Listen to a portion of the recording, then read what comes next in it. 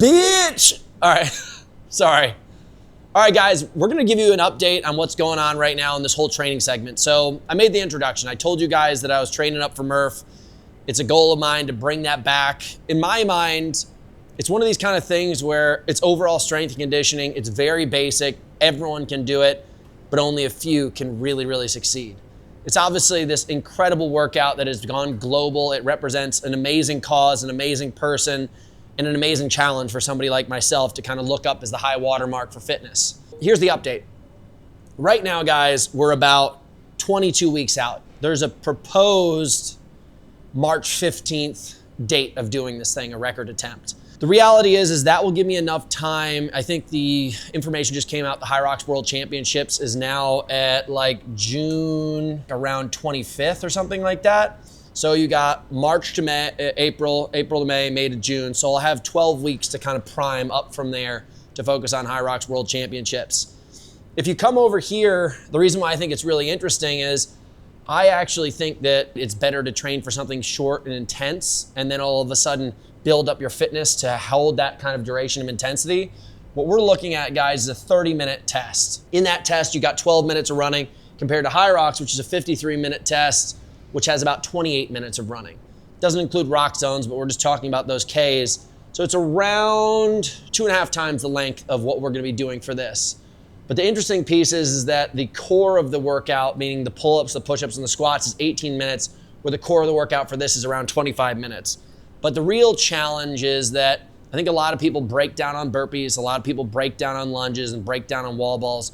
Those are the stations that really just kind of like crumble people and you see them drop the ball, pause in the burpees, pause in the lunges.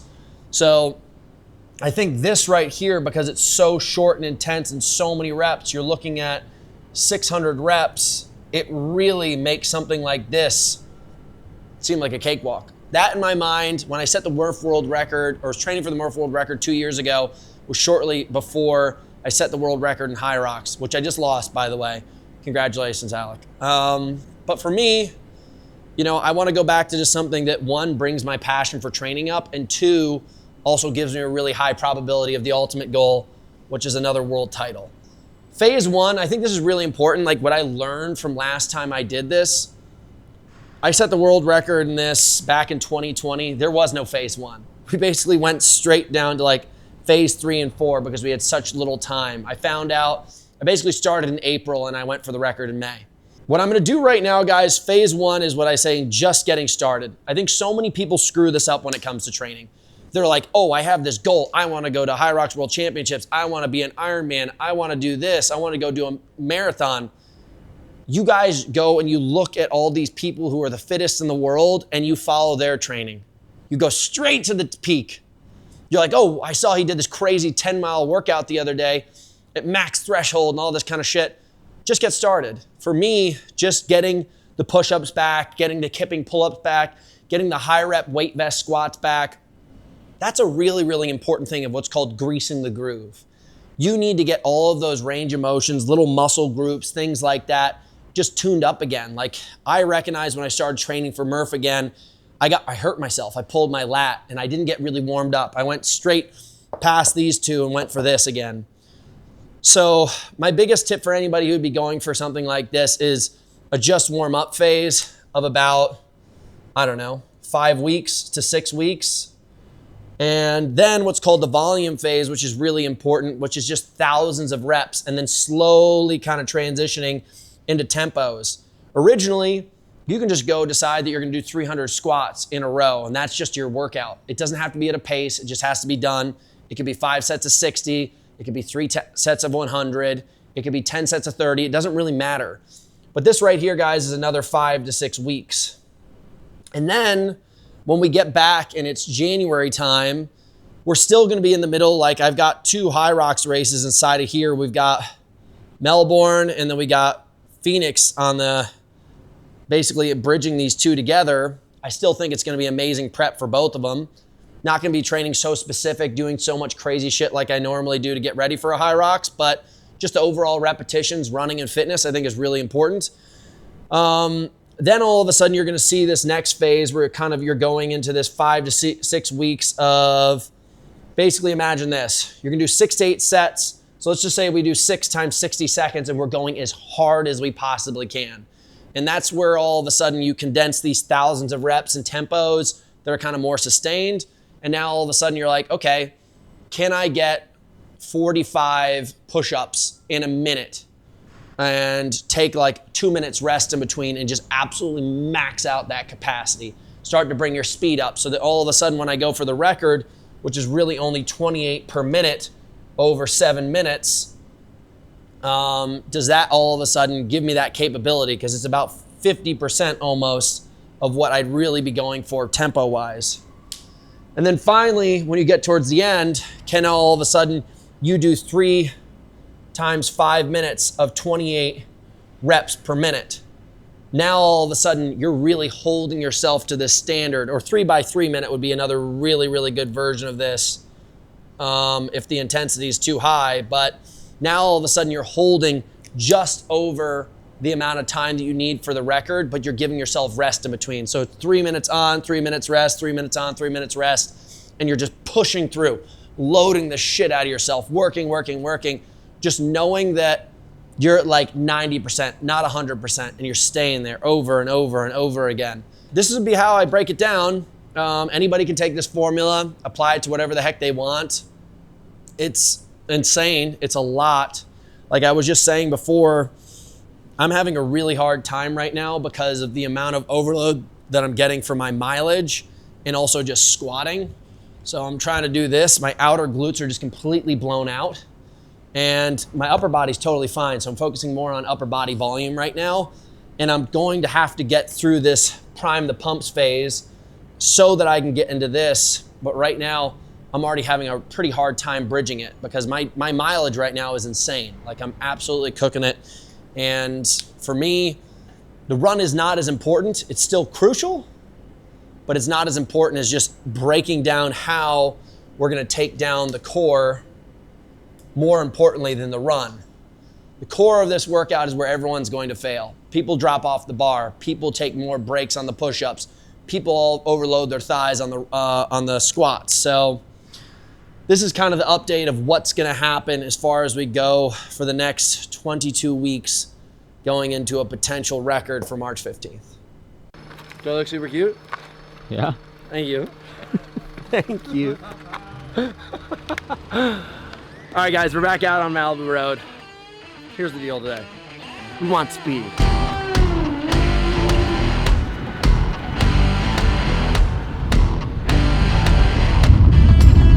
I might be running too fast. Yeah? I'm running a 5:05. This is nothing. You look fast. The hammer of Macedonia is back, baby.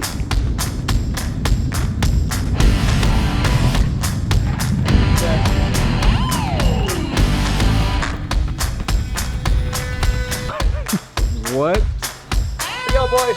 Ready? Here we go. Yeah. Round 2.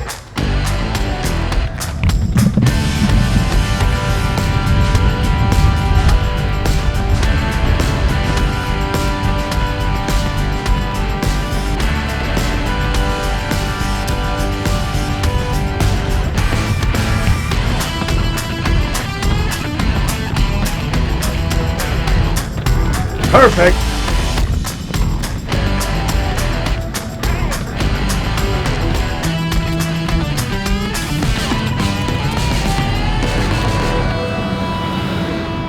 I can fuck your ass up. I can't help the fact that I'm nimble like a cat.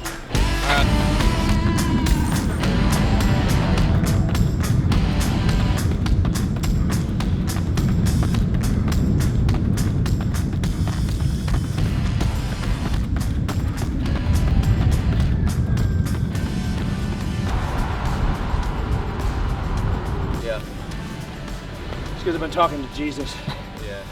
I said, Lord, give me strength when my foot come down on the ground. Let me flow like an angel. Hallelujah.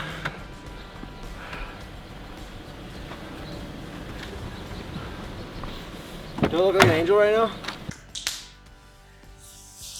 Hey. We're good? Right now we're going to address run training for MURPH and why it's something that you might want to look at and how it might be different from my training, but something you can observe, learn, and improve upon for yourself. So first of all, for myself, going after the record, I want to go after basically like a 6-minute goal pace. If we're looking at the record, it would be mile 1, 6-minute pace. Pull-ups would be 4 minutes. Push-ups would be 7 minutes. Squats would be 7 minutes. Mile 2 would be 6 or less. Now, when I did it last time, mile 1 was 5:19. Bad idea. I went too hard. Then what ended up happening is I had I think almost under 8 minutes, like this section right here. We spiked it. It was going really, really fast. And then all of a sudden I crashed. So what happened was there was this big rise in lactic acid as there was a come down in pace. And then eventually, I think my last mile was like around like a 7:30. Like I was way underperforming for what I had trained for. I got excited. I hadn't raced in a long time. Ego was in it. It just was something that was like crazy. A bunch of guys I had never competed against were just there trying to set the record, do their thing, and it was crazy. So how do you fix that? Well, right now, what I'm doing is a lot of 5 to 10 mile tempos at 5:15 to 5:30 pace. Now, obviously, that's way above the goal pace. I'm not wearing a weight vest, and it's obviously much longer than 1 mile, but I'm basically at this point where I can just sustain effort at like 85% forever, effortlessly. If you think about this window of time, this section right here is just around 27 minutes, where this section right here is around 55 minutes. So if you think about the actual MURPH itself, we're 30 minutes. So it's right in between those. I'm really just able to just handle output sustained for a really long period of time. That's how I would address the running. And since we're kind of hybrid training for high rocks as well, it sits really well there. One of the things I think that a lot of people might be confused about is this idea of compromise running. I actually think compromise running for MURPH is meaningless. It's more important to get better at the 300 squats than it is to get better at what happens afterwards. Meaning that if the person who is doing these 300 squats at like 90% plus versus the person who's down at around 80 to 85%, going to be able to get out of this run and frickin' fly. I just want to be able to get to the point where if you ask me to do 500 air squats with a weight vest on, it's not a problem.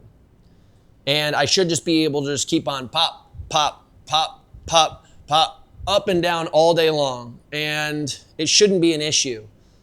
How do you get there? Volume. You know, there's no point in just doing speed, because in reality, I'm never going to be able to do like this thing so fast. It's not going to be the thing that gets me there. Volume's going to be the thing that gets me there.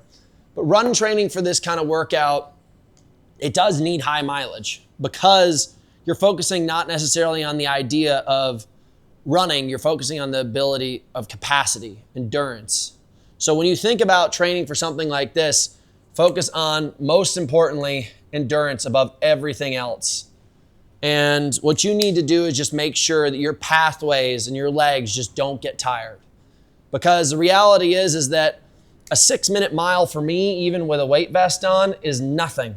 It really isn't. I can do a weight vest mile probably under 5 minutes with a 20-pound vest on. That's 20%. You know, I have that still left in the tank. I really don't have the capacity for this just yet. If I had to do 300 air squats right now, I could do it without a weight vest on, but even just setting my legs up for it, I can feel myself kind of overloaded. The training's still not there yet. But what you'll notice in a lot of our training, and you'll watch in today's video, is that my miles just need to be kind of excellent here. And there's going to be a little bit of, you know, a mile, rest, mile, rest, mile, rest, and just until all of a sudden I can string it all together. But the reality is that these miles and that endurance and that ability to sustain is going to get just so effortless because I just keep on chopping them away. My endurance right now is through the roof. My overall mileage per week is anywhere between 50 to 70. And I would say it's about a 50-50 split of mountain and road. I like mountain running and trail running because it's a lot easier on my body. And shit, road running's ugly. Anybody who runs a lot on the road's a loser. I, on the other hand, am up in the mountains taking on lions and peaks. So it's a good lifestyle. It's a lot of fun. It keeps me upbeat, so it's not always just a beat down. I know you guys watched all of me drawing on the board, but the core that I need you guys to know is that tempo efforts are going to get you there. Goals that are reasonable are incredibly important. And understanding the value of what you do every single day, not wasting it on compromised running and things like that, is probably the most important thing. Like, you need to, at this point in my training cycle, separate the two of these things and maximize. And that's how you crush a MURPH. Okay, ready? Here's the challenge, guys. All in one fluid motion. Dry scoop, swing, bottom up kettlebell squat thruster. 70 pounds, 2 pood. Can't break my composure either.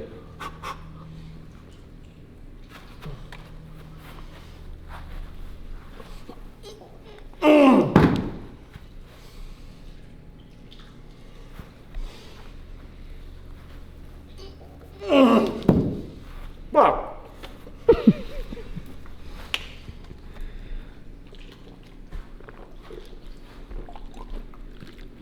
Oh, that's the best way to take strength exhale. I'm drooling. That's a good thing. Come on, I just did it. Watch, log it in.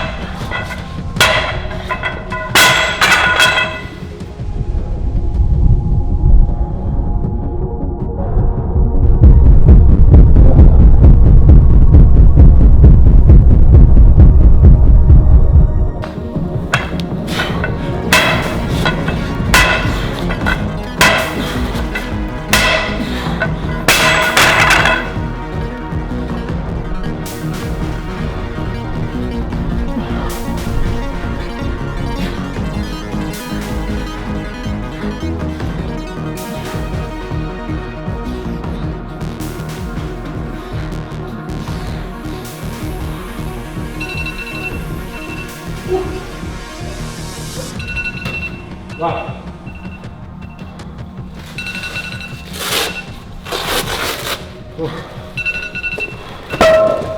Wow.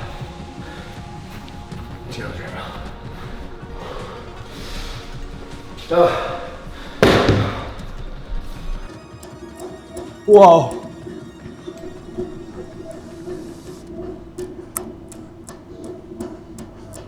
Don't be jealous. This is what it looks like. This is what greatness looks like. Look at this, my shirt changed colors. Yeah.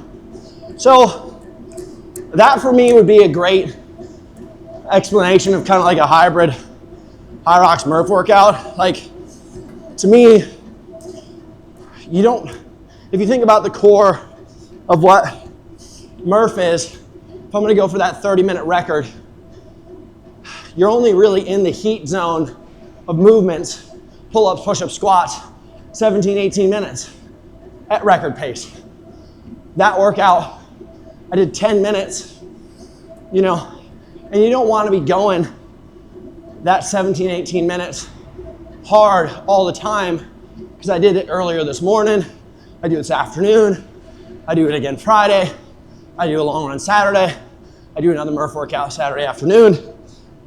So you think about it, you kind of want to end up being in something like MURPH, doing like 2 to 3 times volume a week, maybe a little bit more because it's so short, but that was perfect.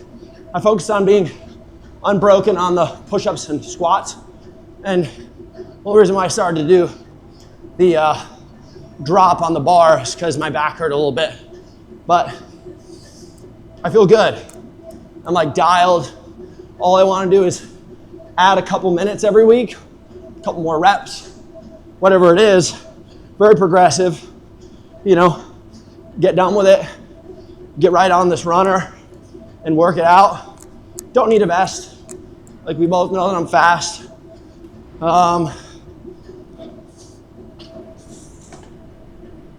That's frustrating. But for me, this is where it's at. It's progressive, it's long. It's gonna be like a March hit. You know, you're gonna see some really good fitness November, December, January, but I don't want good fitness. I want record-breaking fitness. So if you think about it, right now I'm probably sub 40-minute MURPH. Those last 10 minutes are freaking like light years away in my mind. It takes so much work. My tits alone just need so much work. My thighs are there. My biceps need some work for the pull-ups. Like, I know the muscle groups that need the most work, so I do some cross-training, high-rep stuff. But for the most part, it's all coming together. You know, the biggest thing I gotta do is work on progressive training, lightening up a little bit for my off-season weight. We're around 200 pounds right now. Man, if I get down to 192 for that record, that's almost half the weight vest off. And there's no question that my strength can still be there. So there's a lot of factors. Also, like, we're just starting to get pushing up on that intensity again for running. Like you guys saw today's workout. You know, what's a 72 to a 75-second track repeat? You know, it's nothing. It's not that fast. 5-minute pace, just under. And, you know, we're doing short little stints of rest. And I'm working on my form, and I'm working on releasing power rather than spending energy. It's all one of these kind of things where the more I think about it, especially as I'm getting wiser in my years, I don't have to fucking work so hard. I've worked so hard my whole life. Now I have to use all this intelligence of years of competing. Those are all world titles, by the way, over there of different sports. I have to remind myself that I have the wisdom from that field right here, and all I need to do is just take a magnifying glass to the goal. Cut some of the shit out. Get the distractions out. Get the useless fucking workouts out. Don't drag it out with bullshit jobs all over the world. Just because people are calling doesn't mean you need to fucking pick up. It'll be there The better you get, the more calls you'll get. So do not waste these opportunities. Don't waste these minutes, these moments of such precious time to show your greatest strengths. And I've definitely been somebody who has become victim to his own success because I've allowed myself to be distracted. I've allowed myself to take the different avenues that life has given me. But much like they always say, take the high road. Take the path less walked, less traveled, more challenging. Because at the end, ultimately, it's so much more fruit-bearing. There may be less people on the path. There may be less charms and snacks and treats and babes along the way. But who gives a fuck? When I'm sitting around a campfire, I don't give a fuck about those stories, really. I care about the grit and the challenge of what's happening right now, because when this chapter ends, it never fucking comes back. You have to seize it. It's that carpe diem line, you know? Seize the fucking day.